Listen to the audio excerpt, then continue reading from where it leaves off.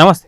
నటసింహం బాలకృష్ణ, బోయపాటి వీళ్ళిద్దరి కాంబినేషన్ నిజంగా block buster hit అని చెప్పుకోవచ్చు. అయితే నటసింహం రాజమౌళితో సినిమా ఉంటుందా? ఎందుకంటే ఇంత క్రేజ్ వచ్చిన తర్వాత ఒకవేళ బాలకృష్ణ రాజమౌళి సినిమా అంటే అది ఎక్కడికో వెళ్ళిపోతుంది. అయితే నిజంగా ఫ్యూచర్లో అయినా సరే రాజమౌళితో బాలకృష్ణ సినిమా ఉంటుందా లేదా అనేది ఇప్పుడు చూద్దాం. సార్ నమస్తే. నమస్తే అండి. మొత్తానికి నటసింహం బాలకృష్ణ ప్రూవ్డ్ మొత్తానికి సెకండ్ ఇన్నింగ్ స్టార్ట్ చేసిన తర్వాత బోయపాటితో BB1, BB2, BB3 లాంటి చాలా సినిమాలు వచ్చేసాయి. మొత్తానికి అన్ని హిట్లే. సో ఇప్పుడు రాజమౌళితో సినిమా ఉండొచ్చా అనేది అడిగితే ఏమంటారు? ఆయన మహాభారతం చేస్తే రాజమౌళి గారు ఖచ్చితంగా బాలయ్య బాబుకి అందులో ఒక క్యారెక్టర్ అయితే ఉంటుంది, కంపల్సరీగా ఉంటుంది, 100% ఉంటుంది. ఎందుకంటే పౌరాణిక పాత్రలు చేయాలంటే ఆ రూపం కానీ అవంతా డైలాగ్ డెలివరీ కానీ బాలయ్య బాబుకే సాధ్యం. కాబట్టి ఒక పాత్రకైతే ఖచ్చితంగా బాలయ్య బాబు ఉంటారు అనుకోవచ్చు మహాభారతం చేస్తే మాత్రం.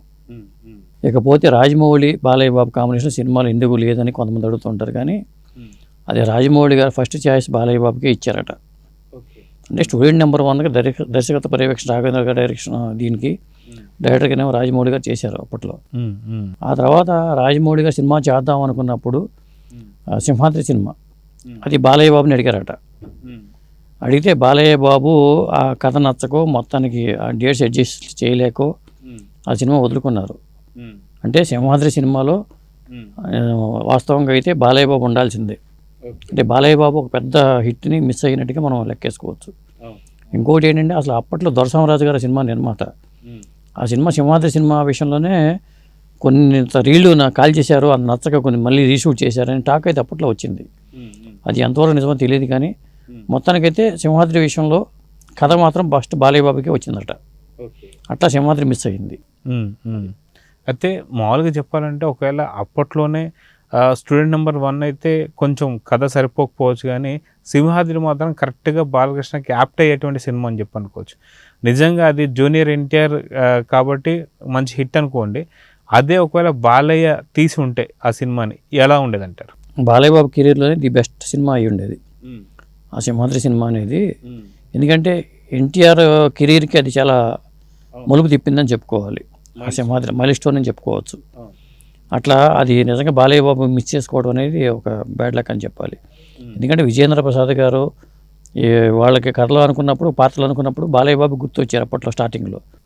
అలాగే ఇంకొకటి ఏంటంటే, ఇది ఎవరికి తెలియని విషయం, ఇది కూడా విక్రమార్కుడు రవితేజకి పెద్ద హిట్ ఇచ్చారు. అయితే ఆ సినిమాని కూడా, విక్రమార్కుడు సినిమాని కూడా పవర్ స్టార్ పవన్ కళ్యాణ్తో చేయించాలని అనుకున్నారట రాజమౌళి గారు. అనుకుని పవర్ స్టార్ పవన్ కళ్యాణ్ సంప్రదిస్తే ఆయనకి కథ నచ్చకో మొత్తానికి రిజెక్ట్ చేశారట. అది మిస్ అయింది. అయితే ఆయన రిజెక్ట్ చేసిన తర్వాత మళ్ళీ అదే సబ్జెక్టు బాలయ్య బాబు దగ్గరికి వెళ్ళిందంట. బాలయ్య బాబు కూడా ఆ సినిమా యాక్సెప్ట్ చేయలే. బహుశా ఆయన వేరే షూటింగ్లో ఉండటం వల్ల, వేరే సినిమా షూటింగ్ కమిట్ అయి ఉండటం వల్ల కూడా విక్రమార్కుడు మిస్ అయింది.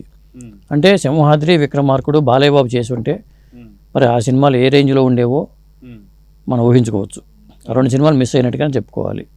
ఇప్పటికి కూడా చాలామంది ఏమంటారంటే, మహేష్ బాబు రాజమౌళి కాంబినేషన్లో ఇప్పుడు సినిమా షూట్స్కి వెళ్ళిపోతుంది కాబట్టి ఆ సినిమాలోనైనా బాలయ్య బాబు ఉంటే బాగుండనే ఒక కోరిక చాలామందిలో ఉంది.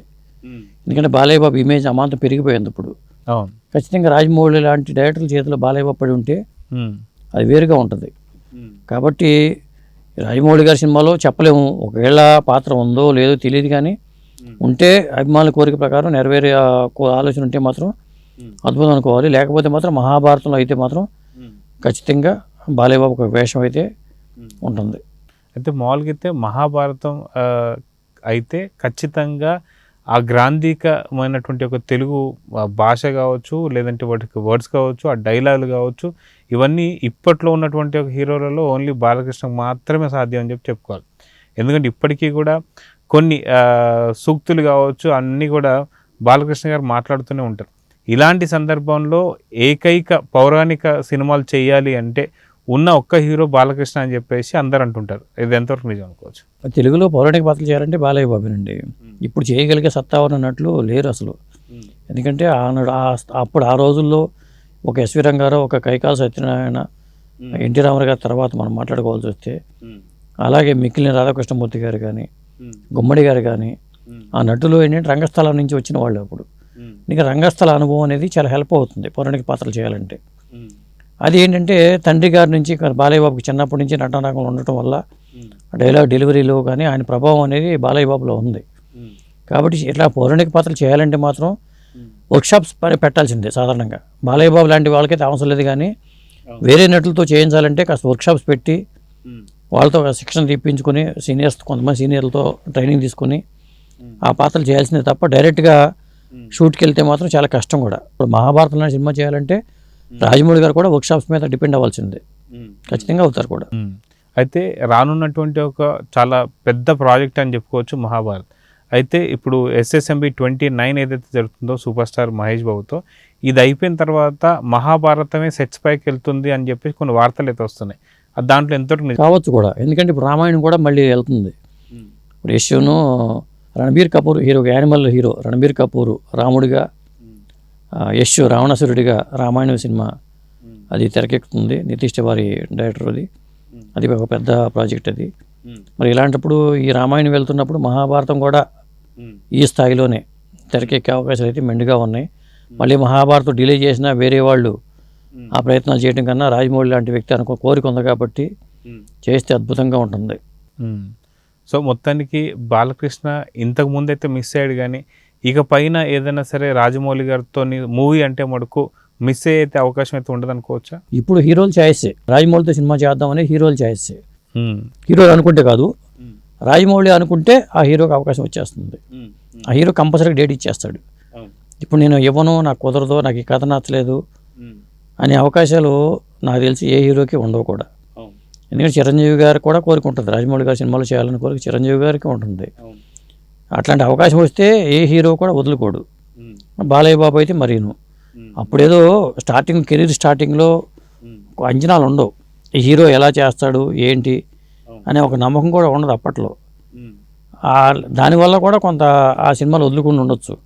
అట్లా మిస్ అయిన హీరోలు చాలామంది ఉన్నారు, మంచి సినిమాలు మిస్ చేసిన హీరోలు ఇండస్ట్రీలో చాలామంది ఉన్నారు. ఆ కావులోకే బాలయ్య బాబు వస్తారు చెప్పాలంటే. రాజమౌళితో 2 సినిమాలు మిస్ అవ్వటం అంటే మాటలు కాదు కాబట్టి బాలయ్య బాబు ఖచ్చితంగా అలా మిస్ అయ్యి ఉండొచ్చు అది. సో బాలయ్య ప్లస్ రాజమౌళి వీళ్ళిద్దరి కాంబినేషన్ అతి తొందరలో సెట్స్ మీదకి చూసే అవకాశం ఉందనుకోవచ్చు. ఖచ్చితంగా ఉంటుంది. ఇది ఖచ్చితంగా మహాభారతం చేసే అయితే మాత్రం బాలయ్య బాబు యాక్సెప్ట్ చేస్తారు.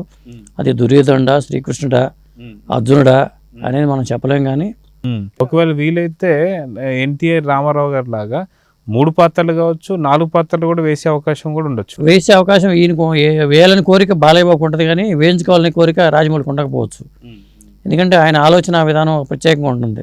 ఒకే నటుడు 2-3 పాత్రలు చేయడం అనేది ఆయన అంగీకరించకపోవచ్చు కూడా. సో చూద్దాం సార్, మొత్తానికి రాజమౌళి డైరెక్షన్లో బాలయ్య నిజంగా వినడానికి చాలా క్రేజీ కాంబినేషన్ అని చెప్పవచ్చు అనుకోవాలి. చూద్దాం ఏం జరగబోతుందో. Thank you.